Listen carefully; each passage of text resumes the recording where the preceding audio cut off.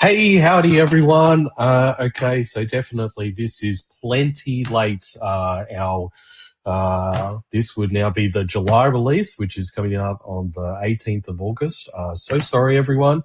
It's been a bit of a whirlwind the last month, 6 weeks, plus as well. I think I got the best flu of my life. So if I still sound a little bit dodgy, that's going to be why. Hopefully I don't have to pause at all or too much if I need to cough. So, without further ado, let's dive into all of the fun releases that we've had across July. So, we're starting with Member Portal. A couple of really cool things that we've worked on and improved on here. First one we're looking at front and center here is from a member's point of view. When they're inside their member portal, they now have a bit of a pop-up that shows up to show that their membership is expiring soon. And it also confirms if they have any currently outstanding invoices at the ready. So this is very much designed to give the member a quick action, move on, make payment, make sure their membership's up to date, and get rocking and rolling from there. So thanks to everyone so far for all of the feedback so far with regards to the new layout for the member portal as well.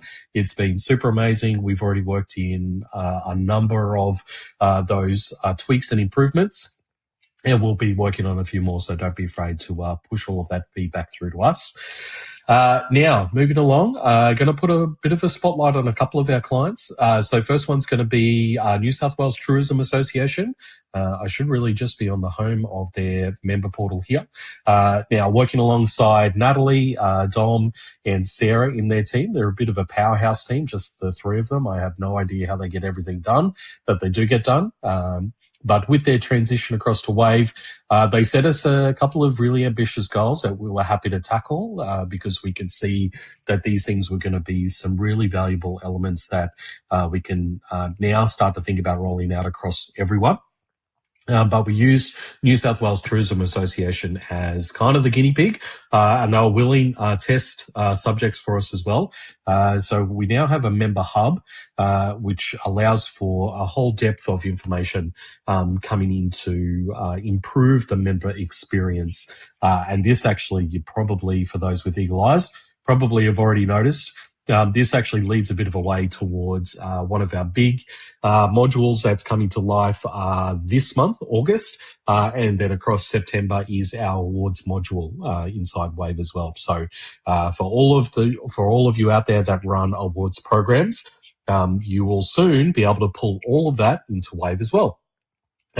So one less program to have to wrangle and work around with, and just improving that source of truth for all of your data and all of your members and all of that sort of fun stuff. So without a member hub, so within a member hub, I should say, you get a whole load of stuff that you can play with. You can create posts. Obviously, you've got like subheadings within each hub heading. There we go. Heaps of stuff that you can pour into, lots of formatting. So it effectively now starts to feel more and more like a microsite, a micro website for all of your members to engage with rather than just lists of resources. And so just heaps of stuff to really throw yourselves into.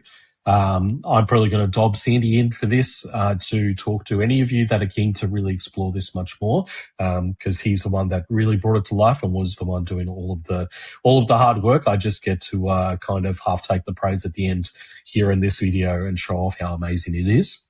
So thank you, Nat and the team at New South Wales Tourism Association. They've been absolute legends to work with. Giving us some cool challenges and some timelines to run at. But I think we've been nailing it so far. So now, outside of that, the other client I want to put a bit of focus on is Connect to Industry. So with Connect to Industry, we have now also been able to bring to life a jobs board function.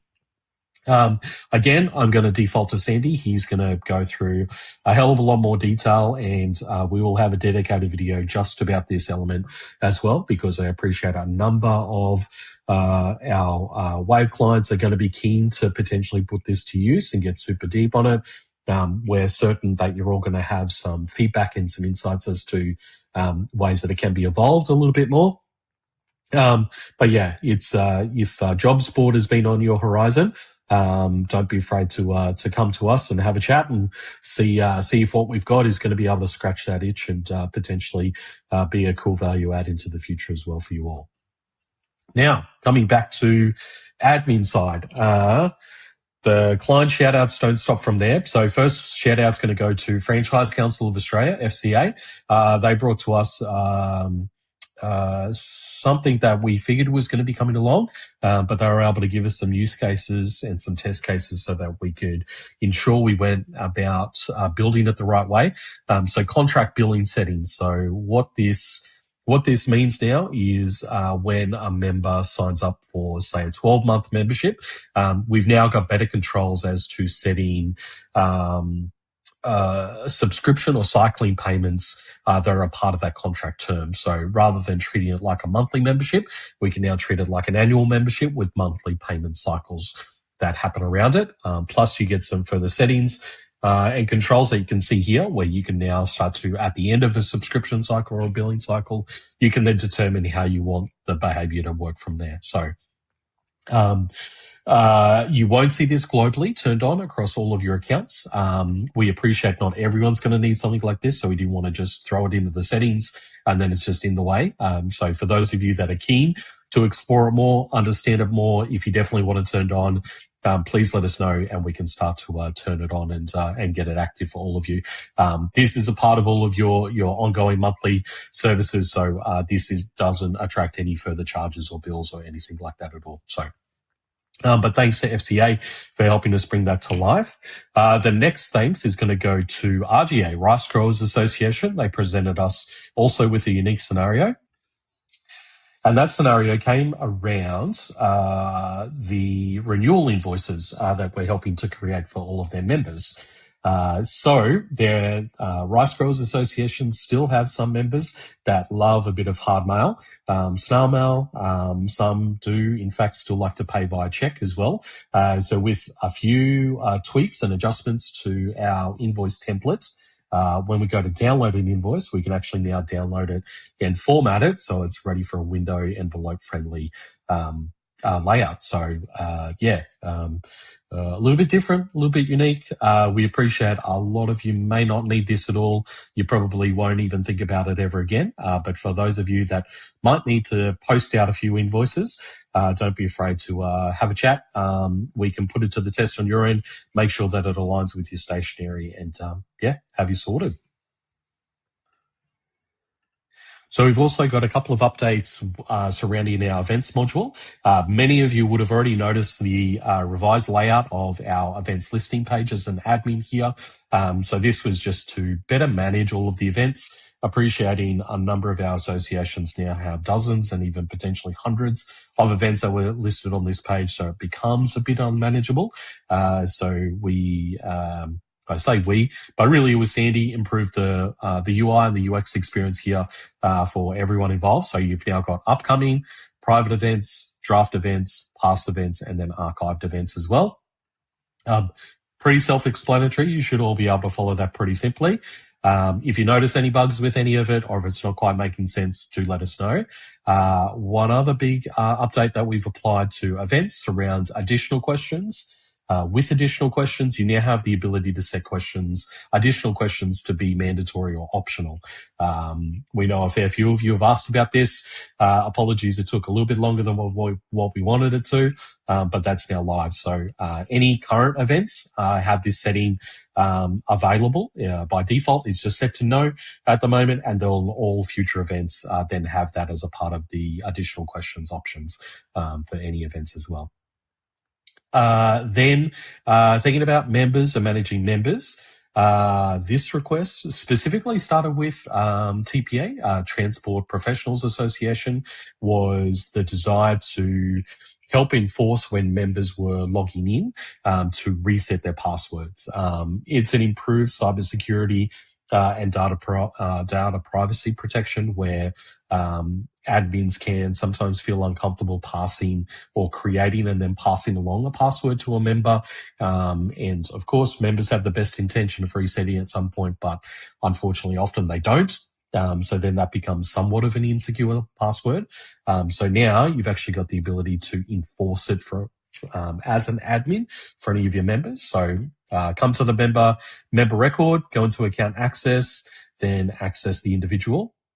And then you'll note just underneath the user details, you've then got a toggle that then requires a password reset. So the next time this member goes to log in, whether that's they're logging in directly to the member portal, or whether they're logging in to claim a member ticket, member-only ticket pricing, any sort of member right that requires a login, it will then enforce the requirement for a password reset. So I won't do it because this is a live member, but toggle it on, then click the three dots and then hit save user, and then that will be applied from that point. So thanks TPA for bringing that forward for us. That was super useful. Last one, I think this is going to be the last one. No, actually, it's not the last one. Second to last one, I probably don't really have anything to show you on screen, but this was a bit of a quality of life improvement around our application forms. Because we had a few scenarios where a member or someone that was completing a form didn't recall whether they had completed the form or not, and so subsequently accidentally made duplicate applications. So if we flag the same email address being used in for an application form, we'll actually flag a visual warning to the person making the submission, just to let them know that they have already made a submission associated to that specific application form, just to hopefully prevent any duplications in the future. Now, the last one is with regards to our specifically with our scheduled communication module. When you go to view your sequences, if you click on the three dots, we now have stats associated with our scheduled comms. So you can see the last 7 days, last 30 days, and all time. Of course, you can download this as a CSV. So these are all of the stats, very similar to our email campaign stats. It was about time that we brought this to life specifically for our scheduled comms campaign. So now you can track all of those stats over time as well for all of those emails that trigger out. So I think that's all of the releases, or all of the really important releases over July. So thanks for your patience with this late video.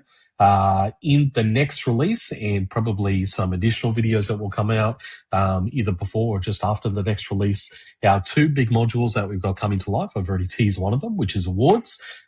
So that'll be a big thing. So for any of you out there running awards programs before the end of the year, we'd love to get you in and using our awards module. That's going to help teach us a lot, or help reveal stuff that we hadn't thought about. We reckon we've thought about a lot, but just in case, it would be great to have a few of you diving into it. And then also for all of those associations running CPE and CPD programs, that module we're hoping to see it live come perhaps the end of this week or early next week. So again, start lining up. We've already spoken to a few of you, but we're keen to get heaps of people in there and starting to play with that program as well. So that's going to be super great. And then before we go, we do have some new faces to say hello to. So we've got the Greater Blacktown Business Chamber. Welcome. We've also got the New Zealand Institute of Healthcare Engineering. Welcome. So they're just going through onboarding now, and excitingly, we also get to build a brand new website for them. So that'll be something that I'll flex next time once that comes to life. And then we've also got the Roma Commerce and Tourism on board with Wave as well. And plus, we get to build a new website with them as well, I think. So that's super fun. So welcome to all of our new ones. Thanks to everyone for the referrals, the kind words, acting as referees when we ask. That's super amazing of you. And then before I go, just so you can have a bit of a look-see, we've been across a couple of expos the last few weeks. We were down in Geelong for Associations Forum National Conference. here's a sneaky pick I took. Greg from Canberra Business Chamber was there, so he dropped by for a bit of real-time support. And then I was across to Lower Hutt a couple of weeks ago for the NZ Society of Association Executives as well. So here's our stand. I figured a whole lot of you didn't get to go across and enjoy the bikini season in New Zealand, so I thought I'd share some photos. Thanks, guys. Hooroo.